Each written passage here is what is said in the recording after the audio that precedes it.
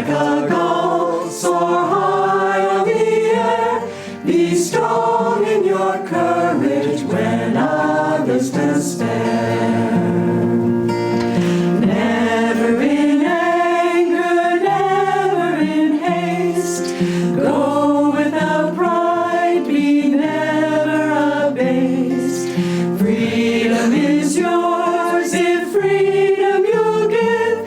To all give it freely, in freedom you'll live. Mountains that stand up tall to the sky tell us no dreaming is ever too high. Dare to climb boldly, brave that high peak. You'll never know failure if bravely you seek. Join us. Dare to be different, dare to be free. Dare to roam far like wind on the sea. Fly like a gull, soar high on the air.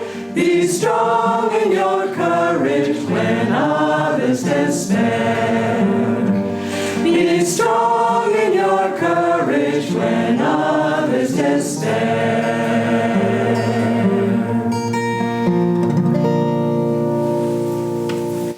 Good morning, everyone.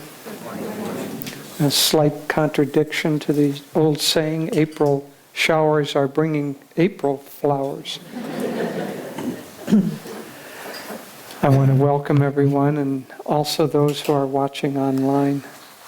I'll begin with the reading for this week from Rays of the One Light, which are weekly commentaries that shows the parallel passage of the Bible and the Bhagavad Gita. This week's reading is Deeds versus Intentions. Truth is one and eternal. Realize oneness with it in your deathless self within. The following commentary is based on the teachings of Paramahansa Yogananda. Jesus Christ emphasized repeatedly the spirit, not the letter of the law. In chapter 5 of the Gospel of St. Matthew, he speaks of the sin of killing and of the legal punishment attendant on that sin, but says that more important than the act is the desire to kill or to do harm. He shows that the sin of harmful desire goes beyond merely wanting to kill. My message to you, he said, is this: whosoever is angry with his brother without cause already stands condemned. Whoever contemptuously calls his brother a fool shall answer for it to the Supreme Council. And whoever calls his brother an outcast of God shall be in danger of hellfire. Brother here means any other human being. For all of us, in the highest sense, are brothers and sisters, children of our one Father, Mother, God. The true self of one is the self of all. To hurt another is, even if one doesn't realize it, to hurt oneself. Swami Kriyananda in the Path recalls an episode in which the Master Paramahansa Yogananda revealed his sense of identity even with the plants. One day, Kriyananda wrote, we were moving a delicate but rather heavy tropical plant into position on the hillside. Our handling evidently was too rough, for the Master cried out, "Be careful! What you are doing, can't you feel it's alive?" To wish death to anyone, to wish even harm to another creature, is to deny in oneself the reality of that divine life, of which all of us are manifestations. It is, in short, to deny the eternal truth proclaimed by the Bhagavad Gita in the 2nd chapter. This self is never born, nor does it perish. Once existing, it cannot cease to be. It is birthless, eternal, changeless, ever itself. It is not slain when the body is slain. Thus, through Holy Scripture, God has spoken to mankind. Om, Om, Om.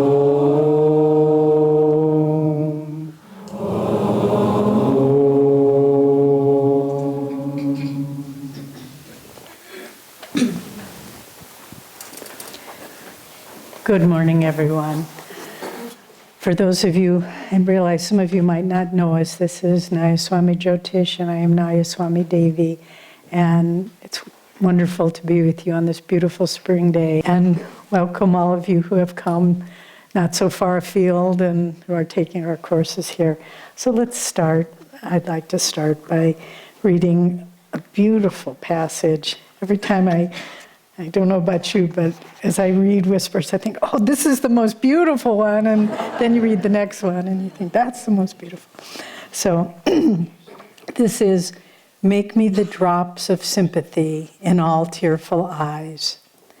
May my spark commingle with thy great spark. May it twinkle in all eyes. Bless me that I may swim in the sea of souls. Let me rush with thee on avalanches of noble desires. Let me feel thee in the budding hopes of all roseate minds and in the silence of all saints. Let the tears of my sympathy commingle with the drops in all tearful eyes. Together, thou and I will dance on the wavelets of all feelings. We will cheer every heart with divine delight. Let us throb in the life of all beings. So beautiful. So our topic this week, as Jyotish read, is deeds versus intentions. And I'd like to start by sharing a story that I read some years ago, but it always remained with me. A short story. And it's the story of two souls, and they both leave the body at about the same time. And they were good souls. They had lived righteous, dharmic lives, and so they begin ascending together to heaven. And at first they don't know each other, so they don't say much, but then they realize, this might be a long journey. We might want to get to know each other. So they start sharing about their lives on earth, and they both realized that the other was a good person and that they have a lot in common. And then they keep ascending closer and they see a beautiful light and they know that they're moving towards that light. And then one asks the other, what religion were you? And he said, well, I was a Christian. What religion were you? Well, I was a Muslim. And there's a silence. Because even though they feel a friendship and they realize that they have so much in common, they're saddened because they think, well, my friend isn't going to enter into the kingdom of heaven because they don't worship the right God. And they go along, and as they get closer to the light, their feeling of kinship just gets stronger and stronger. And then they say, inwardly, they're both praying, please let my friend enter into heaven, even if he didn't have the right religion. And they get closer and closer. And their prayer changes as they start to reach the light. And they say, Lord, if only one of us can enter the kingdom of heaven, let it be my friend. And I won't go. And as then they get finally there at the light. And only one soul enters. But that soul is their conjoined consciousness. Because the letter of the law and of religion and of separation and of division of humanity and of hatred and all of that, it exists on one plane. But the closer we get to the light, those divisions don't exist. And it's only in the higher consciousness that we see the difference between the letter of the law and the spirit of the law. Because this is one of our line of Master's great missions, was to show the underlying truth and similarity of all religions. There is only one God, and we may call it different names and worship it him, her in different forms, but the spirit is the same. And there's only one life, and we all live that life. And there's only one journey, and that journey is from confusion and delusion that this world is real to the understanding that all that exists is God's light, and we are one in that light. And so all the differences that karmically we have to play out, if we're a politician or an artist or a humanitarian, whatever it might be, it's the same journey that we walk.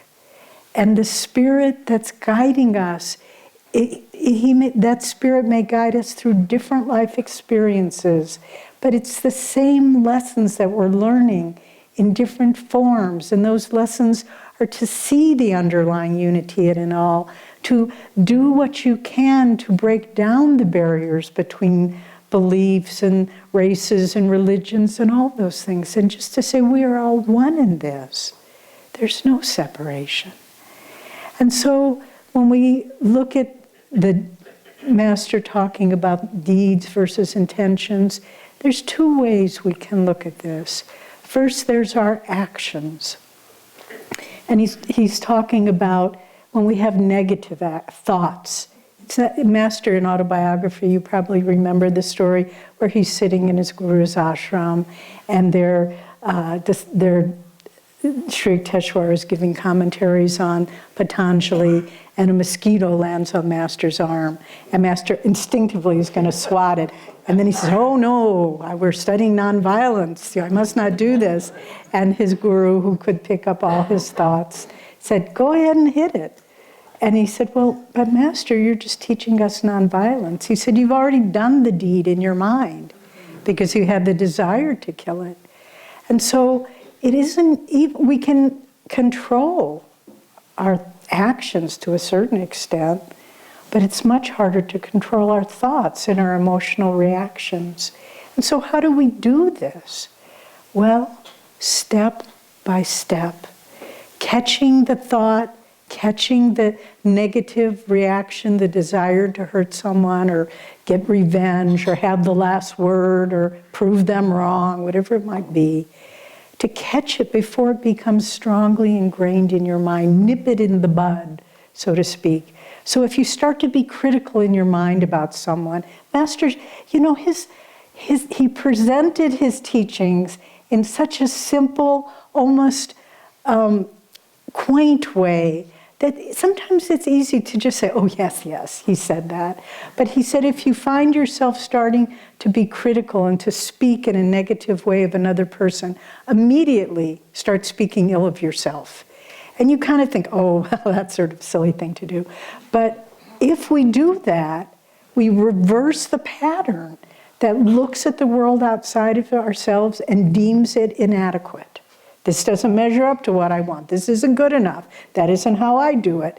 And all those thoughts destroy us spiritually. They separate us from God because, as we were reading in this passage in Whispers, God is just as much in the other person as they are in you. My dear friend Jan, Jan isn't here today? Okay. Well, Jan Shapiro gave me a wonderful bit of advice that she discovered on her own. She said if she starts speaking critically of someone, it might be, she'll always at least end by saying, just like me. Brilliant. Because it takes you off the pedestal. I don't have that problem. I'm without flaws. You just say, how can I be better than anybody else? Christ said, when someone said, my good master, he said, why call you me good? The only one that is good is our Father who is in heaven. And if there's any virtue that we have, anything that people admire, it's just God. It's not us and our limited humanity. So whenever Swami would do something, Swami Kriyanandaji would do anything remarkable, and then there were many things, and people would say, oh, Swami, what a wonderful lecture, what a wonderful book.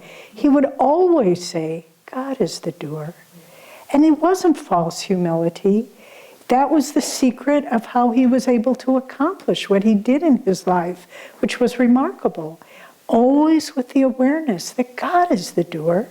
if we think for a moment, and he said, this was a humorous story, once someone had been praising him for his writing, and then he was in the middle of a book, and he went back to writing the next day, and he said, oh, I better really work at this because I don't want to let my public down. And as soon as he did that, he couldn't write because it was coming from his ego. It wasn't coming from a divine flow. And then he just laughed and he said, no, I'm not doing this. God is doing this. So to catch those things in the bud before it becomes an ingrained pattern. And even we can change in the moment. You can change today if you wanted to just stop putting out negative thoughts towards any person in your life, towards any situation. And you know the beauty of that? Sometimes I'll be in a situation and I'll think, I want to say this. And I want to change this. This isn't the way I like it. And if I just say, wait, let God take care of it, He always does. And it always works out just fine. But if I step in there and say, I'm going to rearrange these pieces, it doesn't really help. It gets weird in another way. And so just to watch the negativity of the thoughts and nip it in the bud. There's a fabulous story that Swamiji told us about.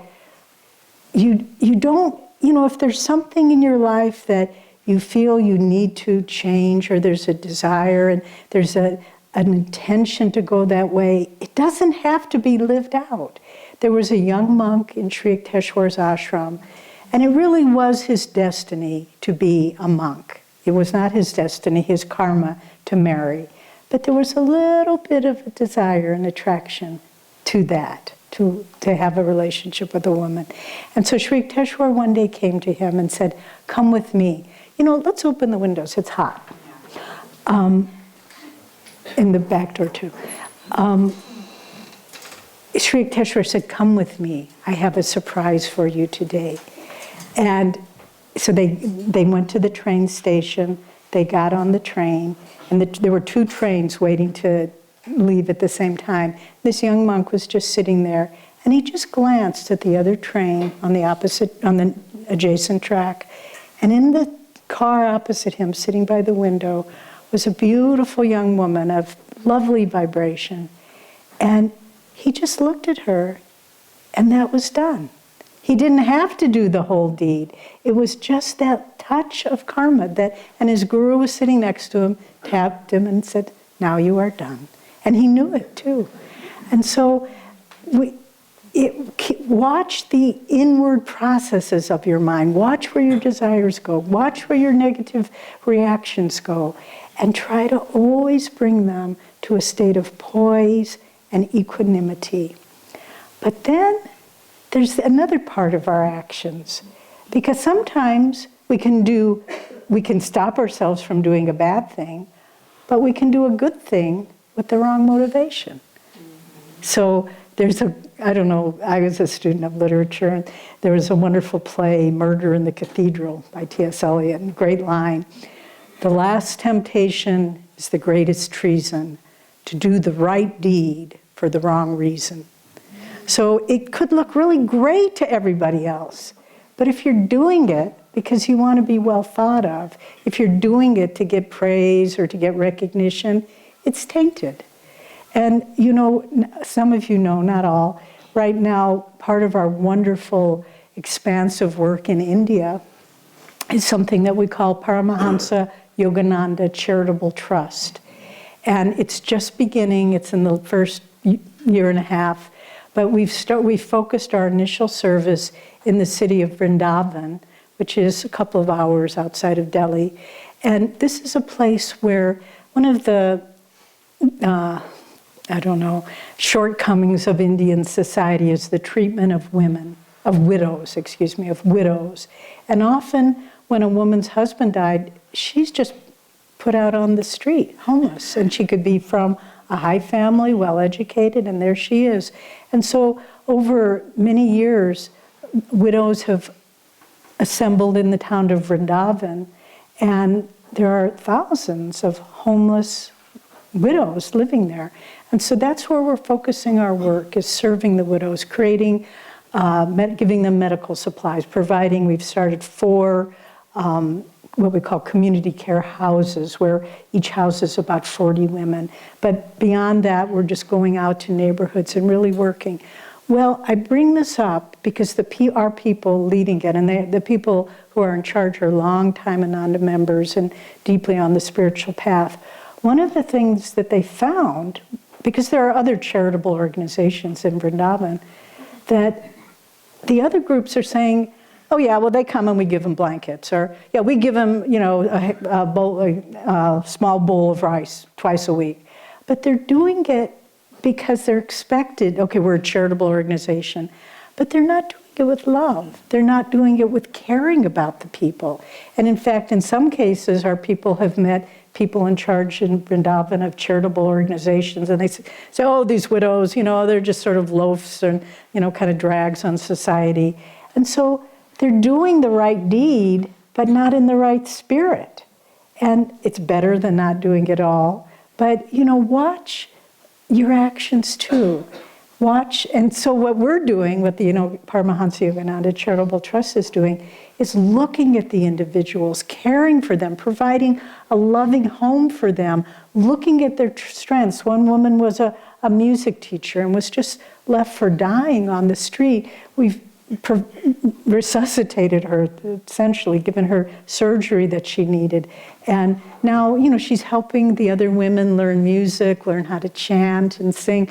Others are showing skills in crafts, and we're helping to form crafts where they can earn a living and so forth. So it's doing the deed, not just literally, but with the spirit of the true purpose of helping anyone is to uplift their consciousness, not just to give them a bowl of rice.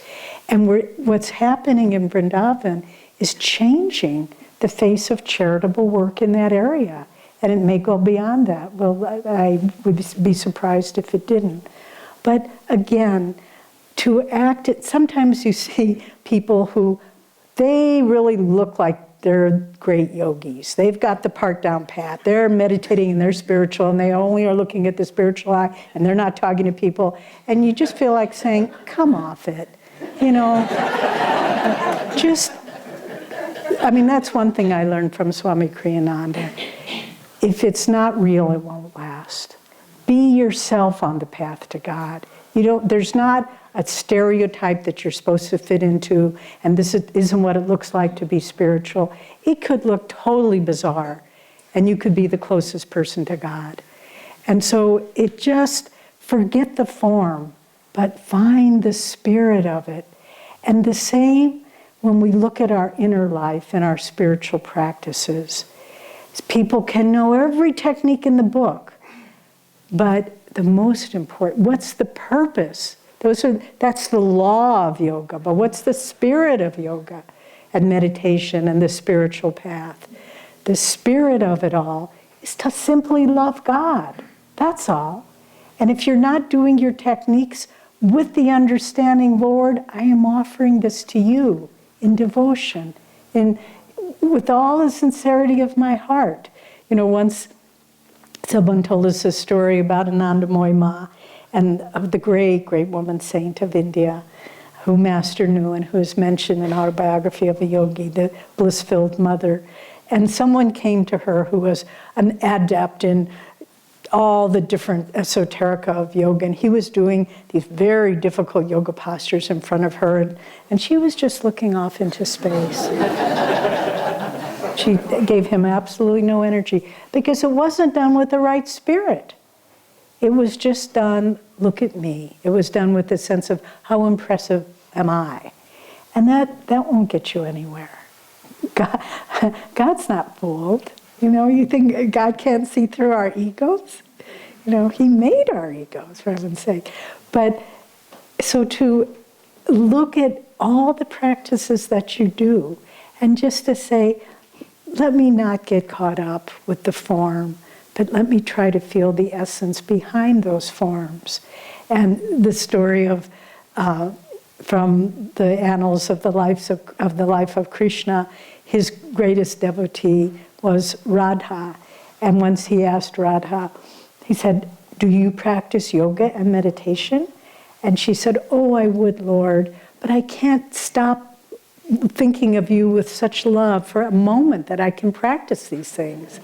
And so the spirit behind the techniques, that's what keeps our sadhana fresh. It's what keeps it growing. It's what keeps it expansive and rewarding. But if it's just the form, it gets dry and old real quick. And so what is the purpose? The spiritual consciousness. Remember we were saying the law and the technique, that exists on one level of consciousness, but the spirit behind it exists on another level. And just as I know many of us here are in our yoga teacher training program, and that's why Swami Kriyananda created the affirmations to go with each of the yoga postures, to show that this is about consciousness. It's not just about technique. And the consciousness represented by each of those affirmations, expressed in each of those affirmations, is the core of what that yoga posture represents, is about. And so to look at always the spirit behind it and to say, Lord, because so often in knowing devotees all over the world, the simple, humble ones who don't think much of their own spiritual stature, I think they're the ones that please God the most. And it's the ones that are the, seemingly very impressive. Maybe they are, but that's for God to decide. And so there's the law. And in this world of material existence, there are many laws. There are laws of man. There was a book we saw once in a bookstore that said, military music is to music as military justice is to justice. And anyway, you can understand that if you will. But there's the laws of man, and those have their own place in life. But then there are also the laws of the physical world, the laws of gravity, the laws of physics, the laws of thermodynamics, all of those laws. And they're all real in their own context. But then there's the law of miracles. And Master has that beautiful chapter in Autobiography of a Yogi where he explains the law of miracles. And it's just as scientific as any of the laws that govern the operation of the physical world. And I know in speaking with many of my friends who have themselves or have the loved one cured of what medical science has said is a terminal illness. And the doctors say, they dance around and they say, well, we cannot explain this scientifically. And then some of them go a little further and say, this really is an act of God. And so the law of miracles is on a higher plane. I love the little episode from Christ's life where the Pharisees, unrelentingly trying to trick him so that he would get in trouble with the powers of Rome. And so they come to him and they say, the publicans say that we should pay our tribute to Rome. What say you? And with brilliance, insight, without any rancor, he says, hand me a coin. And he holds a coin. He says, whose picture is on this? And they say, Caesar. And he said, well, render unto Caesar what is Caesar's, but render unto God what is God's. And so play the world its due. I'm not saying break the laws, abide by the laws. I mean, we can't, until we get very advanced, break the law of gravity. Some yogis levitate and all that, but that takes a while. But give to God what is His. And that's the spirit.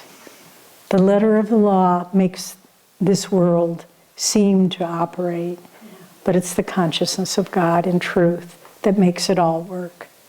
And the more we grow closer to that consciousness of God, as Master explained in that chapter, The Law of Miracles, we're not bound by the limitations of this world. The closer we grow towards the light, just as in that little story we shared in the beginning, the more we see it's all one. And if my body is here, if my body is there, if I leave the body, if I stay in the body, it's all one. And the closer we grow through our love of God to the light, the more we transcend all the laws of this world and live only in the spirit that God created us from.